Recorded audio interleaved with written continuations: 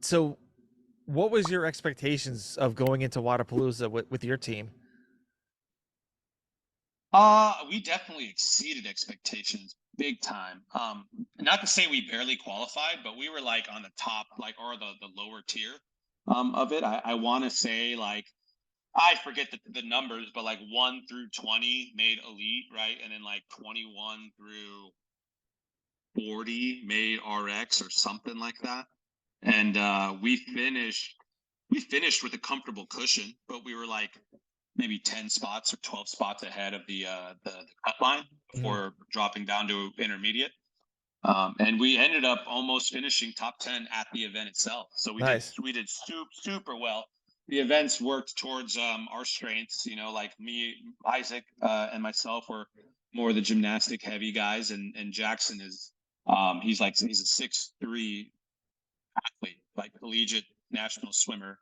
And so anything like there was a sandbag event that he just helped carry the team with. Obviously there was an echo bike event that he just destroyed for us, and the swim was just a walk in the park for him. So I think the event all worked very well for us. Actually, I think what ended up happening, because we were going into the final event, we were 11th, so we were really hoping to break that top 10. But it rained pretty hard that last day, so they had to change the event slightly. It was like worm Fran, right? It was like thrusters with the worm, and then plus each athlete had to go through a complex of like pull up, chest to bar, and bar muscle ups, right? Being something I was like super excited for. But because it rained and obviously for safety concerns, they had to change the event slightly. So they changed it to strict pull-ups. So it's like it kind of took our advantage away a little bit.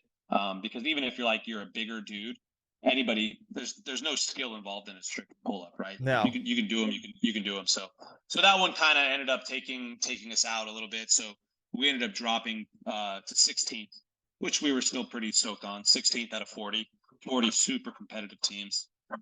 So yeah, we definitely exceeded expectations. It was a good time. Yeah. So did you guys work on the worm before you got there at all? Yeah. So what's really cool is I mean, I don't know if you're familiar with the Bay Area, but like, for example, Isaac and I, him being in Sacramento, me being in San Jose, we're about like 2 hours apart, and that's without traffic. Add traffic, it's ridiculous. Jackson is out of Diablo CrossFit, which is in Pleasant Hill. He's the middle point for us. So like every Saturday we would just meet at Jackson's gym in Diablo CrossFit, and then so it's like 50 minutes for me, 50 minutes for Isaac, no big deal. And then plus we didn't mind making the trip. If you're familiar with Diablo CrossFit and just how incredible of a gym and brand that is, it's a 12,000 foot square gym, and it's Jeez. just like they just have a history of just games accolations and sending game teams to the games and left right, all this stuff. So they have a gym like that has every toy in the book that any CrossFitter would love to play with. So they have a 4-person worm at the gym. So we played with the worm a little bit, even though the one we used at Wadapalooza was a 3-person worm. It still helped a lot to use that. They have like literally every sandbag you can think of. So we got to train pretty well, go through the events pretty similar to how they would have been ran on the floor. So yeah, we got to work together pretty decent. And then plus with Jackson being the high level swimmer he was, we went to the pool 2 times, and he was able to like help Isaac and I with our swimming a little bit. So super helpful. Yeah. I used to do triathlons, and so swimming for me was kind of, since I'm 6'6", it was kind of helpful.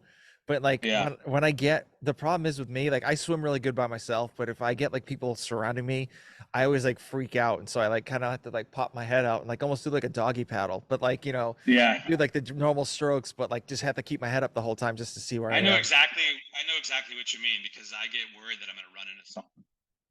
Yeah. Because there's been times there was one triathlon I did. I went for a stroke, or I was swimming, and then the dude behind me came up and hit me right by the back of my back of my back. And Mhm. so, and I was just like, what, like, I was like freaking out. I'm like, is this guy like is he's like drowning or something like that? And I turn around, and he's just like, looks at me, Yeah. he's like, oh, my bad, bro. And just keeps on going. And I'm like, motherfucker, you just like ruined it for me. Yeah, and then what? Yeah, swimming is tough. Where like once you're like knocked off rhythm, it's so hard to get back in the flow. Yeah. Yeah, and then like you just it's that's almost like chest to bars too, because like you gotta if you're in the flow and you're going, and then all of a sudden like something happens, you gotta like it's Yeah. hard to kind of get it back, or like even toes to bar too. Yep. So are you looking to bring the team if you go to Huntington to bring the same group? I mean, I'm open to it. I mean, we haven't talked about it at all, but I mean, I'm open to it. So Yeah. we'll see. Well, But you know, you a got lot till change. September, so Yeah, a lot changes from now and then. You know, even like even after semis, we all talked about running it back, but it doesn't sound like it's going to happen. yeah, yeah. So the Open's coming up really soon.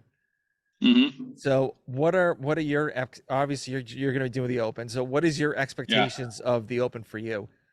Oh man, dude, I have no idea. I'm really trying to like see if I can put a team together in time for the Open. I mean, we have two capable females at the gym that I'm at. You know, nowhere near the level that you know Lindsay and Danielle were are from my team last year, but they're still both capable females. You know, like we would make quarterfinals for sure. Whether we would make it out of it, I don't know.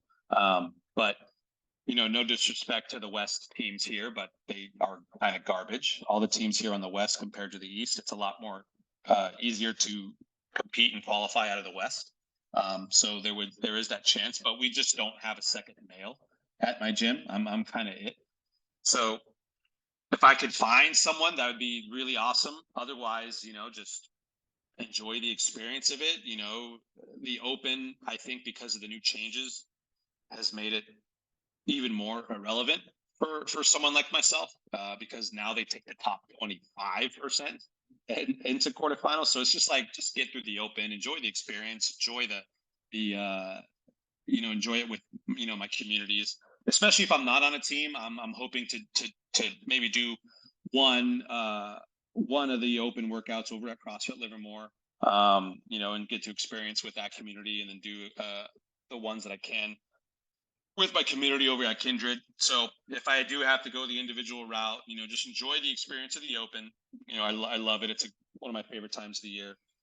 And then, you know, just pray that I get some decently good workouts for the quarterfinals. There's always like the first two are always kind of in my wheelhouse. And I'm always like in a qualifying spot after the first two or sniffing a qualifying spot. But then like a max lift comes and it just takes me out immediately. Yeah. Have you I was maybe you should I mean since you know Savon pretty well, so maybe you should run this by him. So why don't you do the Open workout on his podcast? I mean, that would be fun. That he did say something about like wanting to fly an athlete out to do it against Taylor Self on the podcast, which I'd be 100% down to do. But I think he's trying to get more like the Jason Hoppers and Dallin Peppers to go and do it. But I would be open to doing since you know he's only like 40 minutes for me, maybe even less. I would be 100% open to because I know he's doing the Open this year, but he's doing them all out of his garage. I would be down to go and drive over to his house and do one of the workouts with him in his garage and like film it for the podcast or something. That'd be pretty fun. Yeah. He's got to get you on the podcast. He always like reads your comments all the time. I'm not relevant enough for him. Oh, I'm not come high on. level enough. Get out of here. Get out of here.